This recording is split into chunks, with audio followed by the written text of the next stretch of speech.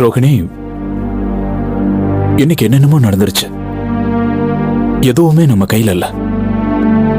இந்த மாதிரி நடந்ததுக்கெல்லாம் நான் உங்ககிட்ட மன்னிப்பு கேட்கிறேன். மன்னிப்பா? எதுக்காக? ரோகிணி, உன் மனசுல என்ன இருக்குன்னு தெரிஞ்சுக்காம உங்ககிட்ட ஒரு வாரத்தை கூட கேட்காம உன்னோட நெத்தியில நான் குங்குமத்தை வச்சுட்டேன். அந்த சுச்சுவேஷன்ல எனக்கு எது சரின்னு படுதோ அதை நான் செஞ்சுட்டேன். எதுவா இருந்தா என்ன, அப்படி நான் செஞ்சது தப்பு தான். அதுக்காக தான் இப்ப நான் உங்ககிட்ட மன்னிப்பு கேட்கிறேன். நான் இன்னைக்கு நீங்க நல்ல விஷயம் தான் செஞ்சிருக்கீங்க.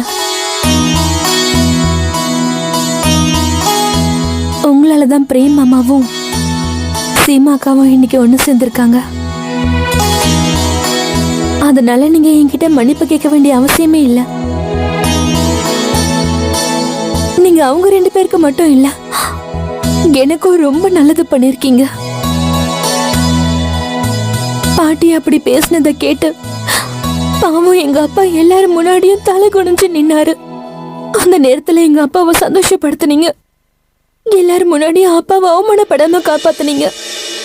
இருந்தாலும் ரோகிணி, ஆனா இங்க பாருங்க, தயவு செஞ்சு இனிமே நீங்க தப்பு பண்ணதா நினைக்கவே நினைக்காதீங்க. ரோகிணி, தேங்க்யூ.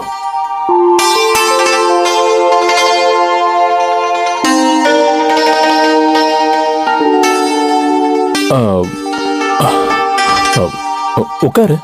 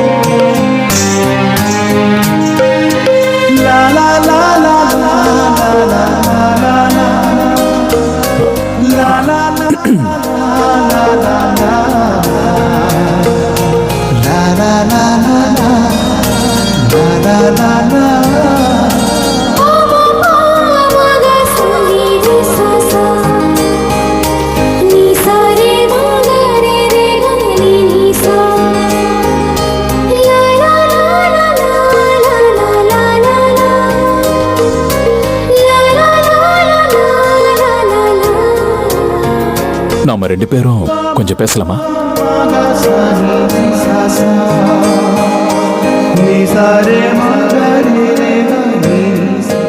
இப்ப நாம 2 பேரும் ரொம்ப குழப்பமான சிச்சுவேஷன்ல இருக்கோம். ஆனா நம்ம 2 பேரும் ஒன்னா சேர்ந்துதான் இருக்கணும். சோ ரொம்ப நேரம் இப்படியே இருந்தோம்னா ஒர்க் அவுட் ஆகாது. எந்த சிச்சுவேஷனை நம்ம மாத்தணும்னா உடனே நம்ம ஏதாவது செஞ்சாகணும்.